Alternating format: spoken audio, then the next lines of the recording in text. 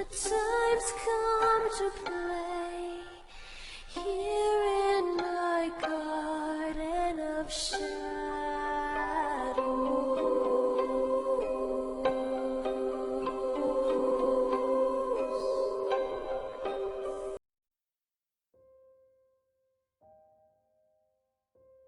Hello, I'm Rinya, aka Media Adaptation. Welcome back to Moderation while Media for a Game. And it's Friday, when we normally talk about international horror. But over the past 2 weeks, I got a couple of odd requests for a topic. To look into the mystery of an anime clip called Go for a Punch, or Saki Sanobashi, a supposed clip that many people remember seeing, but can't find the origin of it. It's done in an 80s style, with 4 teenage girls, with neutral color hair, locked in a bathroom. The runtime of it is about a half hour, which hints that it might be part of a series. They speculate on why they're there, even doing a bit of philosophical stuff, before, towards the end, they have a nude scene for unknown reasons, and then end up killing themselves by bashing their heads against the wall, clawing out their throats, and one of them helping the other one drown themselves, before finally ending her own life. While a lot of people think that mature anime is something that didn't kick off until the 2000s, in reality it's always been a thing, pretty much since the early 60s and 70s, to the point where both suicide and nudity were pretty much commonplace regardless of the rating of it, so it could practically come from anything back then. And so this lost media gained a following of people trying to figure out its mysteries. And it's not an impossible task, as at least a month ago, they found a lost OVA that finally saw the light of day. So anything's possible. And while I did my fair share of research on the topic with varying results, many people tossed around the names of other lost media projects as potential answers. And last Halloween we covered 2 of these ones, but back then we only had part of the story. And over this past year, I did some more research and finally found the rest of it. So let's take a look at them and see if this is the one that everyone's looking for, or if we can at least cross it off of the list of potential suspects. This is Gakkou no Yuurei, aka School of Ghosts. It was made in 1995, but was done in an 80s art style, which means we'll also have to expand our search to the early 90s as well. But this was released on 3 VHSs. Volume 1 might look familiar to any fans of our show, as it covers classic yokai, like Kasami Reiko the Teki Teki, Hanako-san, Kokore-san, the Fuminori, the Death Nurse, the Last Bastion, and this stupid little girl, who keeps popping up. So she is a named spirit, but I can't figure out what it is. Her style is similar to Hanako, so that means she dates back to World War II, and is always shown with an aged or disfigured face. But I guess that's a mystery for another time. Volume 2 is where they upped the gore factor, and is what I believe got people's attention to add it to the list of suspects. Again, if you'd like a full breakdown of this story, then link my past video on the subject in our card as well as the insulate. But anyway, let's move on to the new stuff, with Volume 3. And our first story involves Okiku's doll. Okay, I know it's not the doll itself, but it's a similar style and it's just easier to catalog it like that. A kid gets bored at school and decides to have a little fun by burning its hair. The coach finds him and warns him not to mess with it, as the spirit creeps behind him. And that night, it gets even and burns his house, with him still inside. He does get rescued, but is badly injured and loses his hair in the process. Our next involves a girl carrying a stack of books, which accidentally tips over and dislocating Okiku's arm. Later that day, she goes to meet her friend, as her ghost pushes her down the stairs, injuring the same shoulder. She then takes it to a shrine, and we get to learn her backstory. She was a girl who was caught up in the bombing raids of World War II.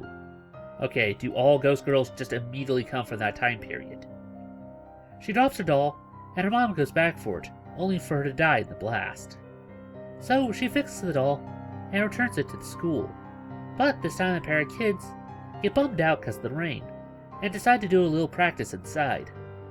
And you can pretty much see where this is going. I like how they immediately realize that was the cursed doll, right? Right after it loses its head. He runs for it, only to see her on the stairs, asking her how could he do such a thing, before turning into a monster and ripping off his head. So the dog gets moved to the principal's office and is placed under glass to try and prevent any future events. Our next story involves a teacher who speeds to class and runs over a cat, and pretty much just leaves it to die. Later on, the class find it and adopt it as a pet, even though the incident happened more than 5 blocks away. So she takes the box and places it by the trash so it can get incinerated. And later that night, she gets attacked by the spirit, which I believe would be a Bakineku. She flees outside, but gets hit by a car herself. So, at her funeral, they prepare her body for cremation. But our cat's not going to let her off that easy, as she comes back to life just in time to relive the same end. Next up, we have a bully who gets at odds with a kid, and decides to get back at him by allowing his dog to slaughter the class pets. The strange part is that his friend, who basically did nothing but watch it happen, gets blood pouring out of his eyes. But our bully is constantly driven insane by the red eyes, to the point where he's left catatonic. Next, we have a nice story for a change, as our girl is nice to a dog every day on her way to school. But one day he's gone, and the owner can't bear to tell her that he passed on. But then she almost gets hit by a truck, and his ghost saves her from that fate. Next, we have the curved mirror, a single one on a seemingly common street, but has an odd feature that could show you the fate of whoever is reflected. But of course, after finding this out, she tries to avoid it, but it doesn't stop it from revealing your own fate.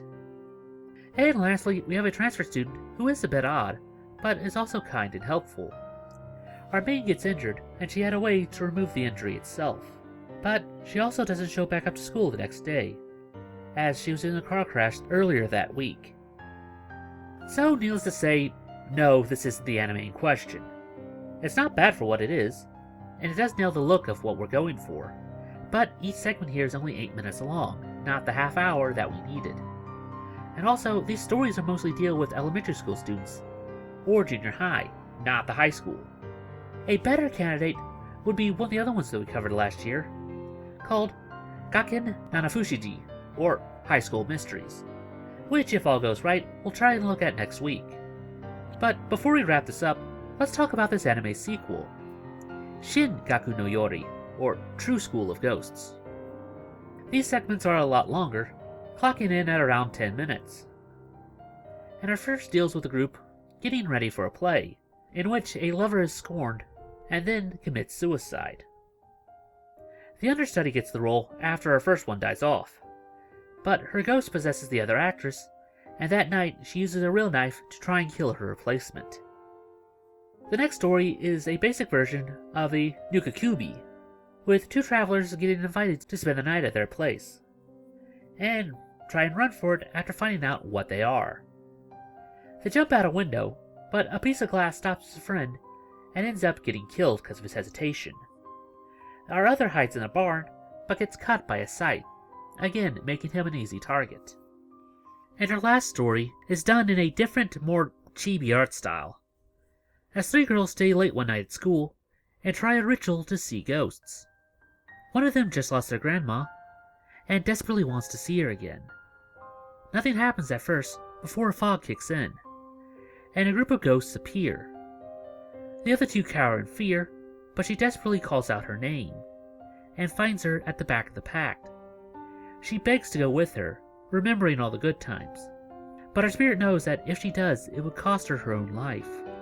So our grandma just shakes her head and leaves, but at least she got to say goodbye. Again, this is a rather odd 3-set, but also is not our infamous go for a punch. But we'll continue our search. And if you guys know the name of any other lost media that you'd like to see us try and track down, then please post it down below. And that about does it for this video. If you have any other ideas like seeing made into a video, then please post it down in the comments below, and we'll add it to our next video request week. It's now time for the part of the show where we ask you to help us appease the YouTube algorithm by dropping a like, share, or comment. It helps out much more than you'd think. And if you haven't subscribed yet, then it's very much appreciated. And if you'd like to support this channel, then please visit our Patreon.